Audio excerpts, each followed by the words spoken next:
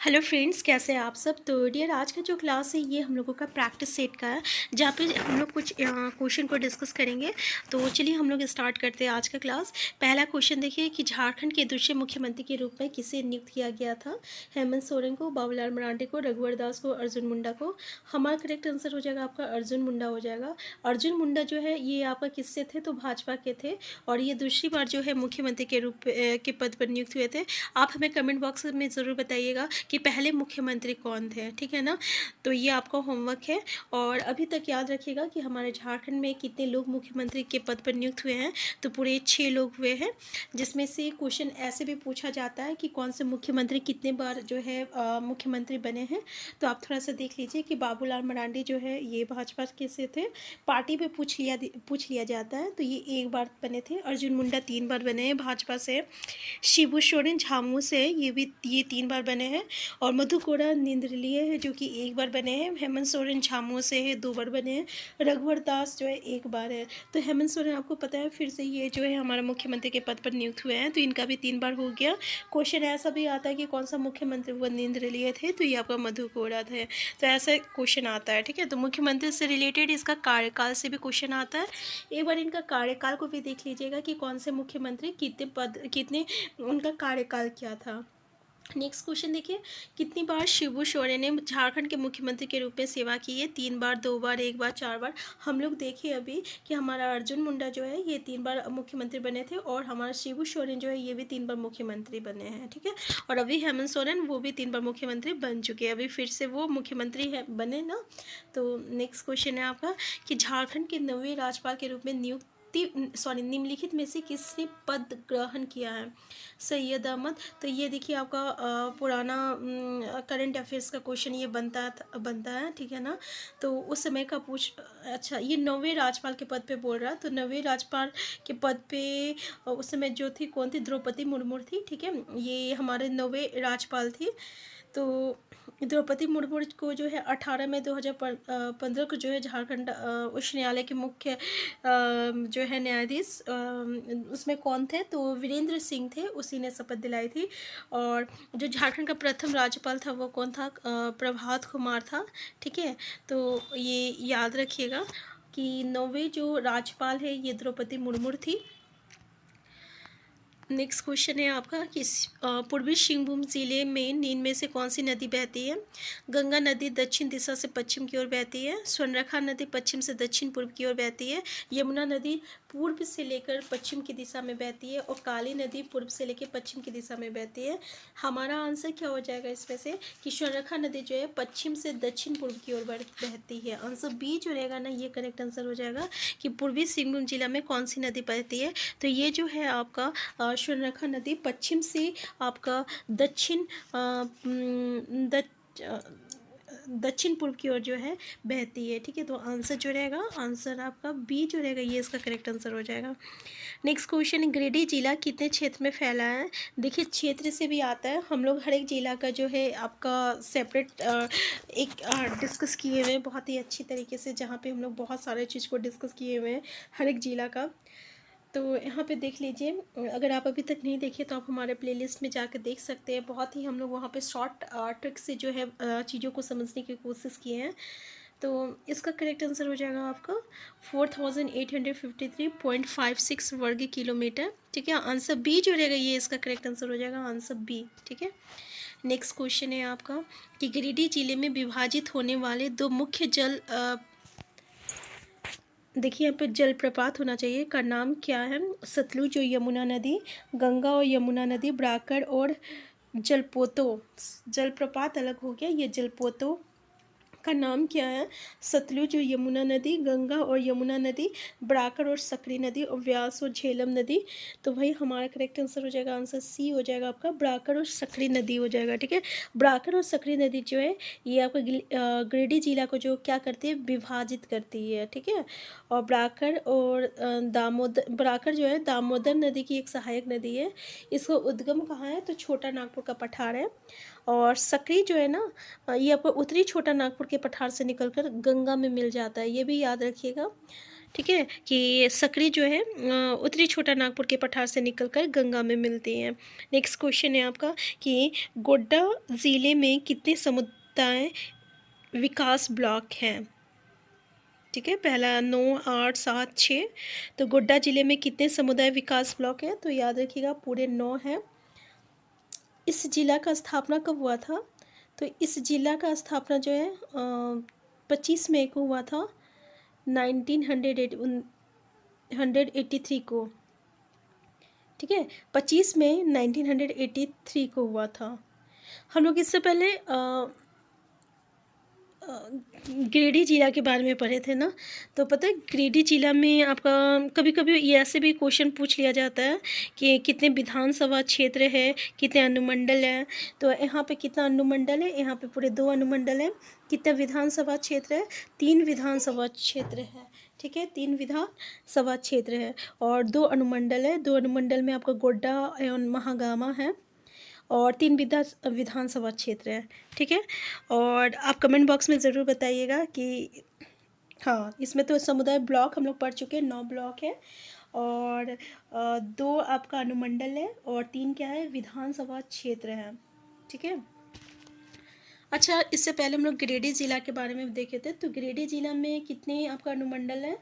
तो याद रखिएगा पूरे 4 अनुमंडल हैं। कितने प्रखंड है? तो 13 प्रखंड है। और कितना विधानसभा क्षेत्र है? तो याद रखिएगा 6 विधानसभा क्षेत्र है। ठीक है, कितने हैं? 6 विधानसभा क्षेत्र है, याद रखिएगा। और इसकी स्थापना कब हुआ था? तो पता है ये ना आपका हजारीबाग से जो है बनाया गया था गिरिडीह जिला को। और हाँ, 4 दिसंबर को 1972 में, 4 दिसंबर 1972 को आपका गिरिडीह जिला को जो है बनाया गया था। ठीक है, 1972 में। हम लोग गिरिडीह जिला के बारे में आगे डिस्कस किए थे लेकिन उसके बारे में पूरा नहीं किए थे, इसलिए जो है अभी हम आपको थोड़ा सा बता दिए, तो ये याद रखिएगा। तो गोड्डा ज़िला के बारे में क्या क्या पढ़े कि भाई इसमें 9 ब्लॉक हैं और इस ज़िला में अनुमंडल की संख्या 2 है और 3 विधानसभा क्षेत्र है। नेक्स्ट क्वेश्चन है आपका, बिरसा मुंडा के जन्म का वर्ष क्या है? आप देख सकते हैं। तो आपको पता है ना कि 15 नवंबर को जो हम लोग का झारखंड का स्थापना दिवस मनाते हैं वो इन्हीं के जन्म दिवस के अवसर पर मनाते हैं। तो इनका जन्म जो है उलुहातू गांव में हुआ था, एक मुंडा परिवार में हुआ था। कब हुआ था? 15 नवंबर और 1875 ईस्वी में हुआ था। हमारा आंसर क्या हो जाएगा? आंसर ए करेक्ट आंसर हो जाएगा। इसका बचपन का नाम क्या था? दाऊद मुंडा था। ठीक है, दाऊद मुंडा था। ठीक है, इसका पिता का नाम क्या था? तो इसका पिता का नाम जो था सुगना मुंडा था, याद रखिएगा। कभी कभी इसका आंदोलन का केंद्र भी पूछ लिया जाता है। तो इनका आंदोलन का जो केंद्र था ना, ये डोम्बारी पहाड़ी था। ठीक है, डोम्बारी पहाड़ था, याद रखिएगा। नेक्स्ट क्वेश्चन है आपका, CNT अधिनियम 1908 हेतु ब्लूप्रिंट किसने तैयार किया था? आप देख सकते हैं ऑप्शन में जॉन एच हॉफमैन। तो हमारा करेक्ट आंसर ना ए ही हो जाएगा, आपका जॉन एच हॉफमैन हो जाएगा। ठीक है, इसने तैयार किया था, आंसर ए हो जाएगा। नेक्स्ट क्वेश्चन है आपका, राजमहल पहाड़ियों में और उसके आसपास केंद्रित जनजाति कौन है? नेक्स्ट क्वेश्चन है कि राजमहल पहाड़ियों में और उसके आसपास केंद्रित जनजाति कौन है? पहला ऑप्शन देखिए करमाल, दूसरा है असूर, तीसरा है बिरोड़ और चौथा है शौर्य पहाड़िया। तो हमारा आंसर क्या हो जाएगा? हमारा आंसर हो जाएगा, आंसर डी हो जाएगा, शौर्य पहाड़िया हो जाएगा। ये जो है शौर्य पहाड़िया क्या है? तो आपको पता है ना झारखंड में 32 जनजाति है और 32 जनजाति में 8 जो है ना आदिम जनजाति है। इसमें शौर्य पहाड़िया जो है ना ये भी आदिम जनजाति है। ठीक है, तो आंसर क्या हो जाएगा? शौर्य पहाड़िया हो जाएगा कि राजमहल पहाड़ियों में और उसके आसपास केंद्रित जनजाति कौन है? तो हमारा आंसर डी हो जाएगा, शौर्य पहाड़िया हो जाएगा। नेक्स्ट क्वेश्चन है आपका कि संथाली समुदाय साहिथी समुदाय का अभ्यास निम्नलिखित चित्र में कौन सा है? पतिकार, बोहड़ी, झुम्मर और जादू पटिया। तो आंसर क्या हो जाएगा? आंसर डी हो जाएगा। ठीक है ना, ये है आपका साहिथी समुदाय जादू पटिया चित्रकारी करते हैं। ठीक है, आंसर क्या हो जाएगा? आंसर डी जो रहेगा ये इसका करेक्ट आंसर हो जाएगा। नेक्स्ट क्वेश्चन है, झारखंड राज्य में सबसे कम साक्षरता दर वाले जिले का नाम क्या है? तो ऑप्शन है आपका साहेबगंज है, गोड्डा है, पाकुड़ है, लातेहार है। तो देखिए सबसे कम में सबसे कम साक्षरता दर में क्या हो जाएगा आंसर? आंसर हमारा हो जाएगा पाकुड़ हो जाएगा। ठीक है, सबसे कम जो है पाकुड़ हो जाएगा। और पाकुड़ के बाद आपका साहेबगंज आएगा। ठीक है, पाकुड़ के बाद साहेबगंज आएगा और साहेबगंज के बाद आपका गोड्डा आएगा।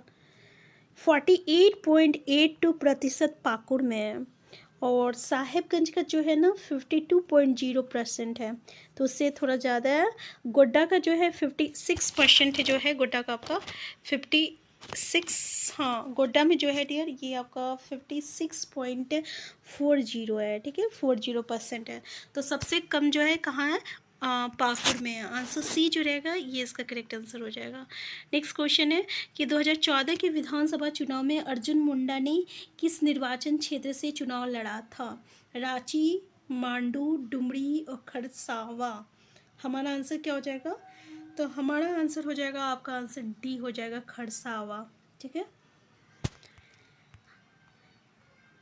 नेक्स्ट क्वेश्चन है झारखंड के प्रथम राज्यपाल कौन है? तो अभी हम लोग जस्ट डिस्कस किए थे ना, जब हम लोग द्रौपदी मुर्मू के बारे में देखे थे, जो वो 9वें राज्यपाल थे। तो पहला कौन था? प्रभात कुमार थे।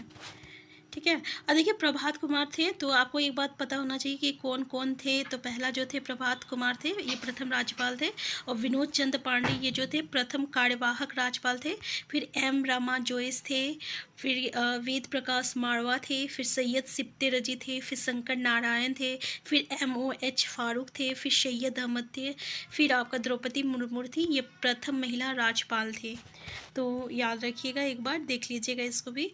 नेक्स्ट क्वेश्चन है आपका कि जमशेदपुर किस नदी के तट पर बसा है? अच्छा क्वेश्चन है। दामोदर, स्वर्णरेखा, अजय और बीटा रानी। हमारा आंसर हो जाएगा आपका कि जमशेदपुर जो है ना ये आपका स्वर्णरेखा और खरखई नदी के तट पे बसा हुआ है। तो पता है जमशेदपुर में जो टिस्को है हमारा, इसको क्वेश्चन ये आता है ना, इसको पानी कहाँ से मिलता है? तो वही स्वर्णरेखा और खरखई नदी से जो है इन्हें मिलता है। ठीक है, ये भी क्वेश्चन आता है, तो ये आप लोग याद रखिएगा। अच्छा, हम आपको ये बता दें जनजाति का यहाँ पे बारे में हम लोग थोड़ा सा डिस्कस किए थे कि सोरिया जब पहाड़िया। तो जनजाति से आपका ना एक क्वेश्चन ज़रूर आता है कि कौन सी जनजाति जो है ना ये कौन सा मतलब कि भाषा परिवार से आता है। ठीक है, और इसका मतलब कौन सा भाषा जो रहता है कौन सा भाषा परिवार से आता है, इस तरीके के दो दो क्वेश्चन हमारे बनता है। तो हमारी जो जनजाति होती है वो अधिकतर प्रोटो एस्ट्रोलॉइड और द्रविड़ भाषा में डिवाइड होती है। प्रोटो एस्ट्रोलॉइड और ये द्रविड़। ठीक है, इसको P से लिखते हैं और इसको D से लिखते हैं। तो झारखंड की जितनी भी जनजाति है ना वो आपको प्रोटो एस्ट्रोलॉइड में आ जाता है। सिर्फ आपकी दो जनजाति ऐसी है ना जो कि आपको द्रविड़ में आता है। एक उराव जनजाति है, ठीक है, और एक पहाड़िया जनजाति है, ठीक है, जो कि द्रविड़ में आता है। बाकी इसके अलावा अगर आपको कोई भी जनजाति देखने को मिल जाए तो वो कौन सा आ जाएगा? प्रोटो एस्ट्रोलॉइड में आ जाता है। ठीक है ना, तो इसी तरीके से उराव जनजाति की जो भाषा होती है ना ये क्या होती है? ये कुड्डुक होती है। ठीक है, और पहाड़िया जनजाति की जो भाषा होती है ना वो मालतो होता है। क्या होता है? मालतो होता है। पहाड़िया में जैसे माल पहाड़िया हो गया, सोरे पहाड़िया हो गया, ठीक है, इनकी भाषा मालतो होता है। तो ये कुड्डुक और मालतो ये सिर्फ द्रविड़ भाषा परिवार में आएगा। इसके अलावा आपको कोई भी भाषा देखने को मिल जाए ना वो किस में आ जाएगा? प्रोटो एस्ट्रोलॉइड भाषा परिवार में आ जाएगा। ठीक है, तो ये भी क्वेश्चन हमसे पूछा जाता है और बस इसमें से बस ये छोटी सी इन्फॉर्मेशन जो है ना आपको वो आपको ये सारा क्वेश्चन जो है सॉल्व करने में बहुत ईजी होगा। ठीक है, तो इसके लिए बस आप ये वर्ड याद रखिएगा, उपद, और उ मतलब हो गया उड़ाव, प मतलब हो गया पहाड़िया, द मतलब हो गया द्रविड़। ठीक है, तो आज का क्लास हम यहीं तक रखते हैं और नेक्स्ट क्लास में हम लोग आगे क्वेश्चन डिस्कस करेंगे। तो हम फिर मिलते हैं। चैनल में नए हैं, चैनल को सब्सक्राइब कर लीजिएगा। Thank you.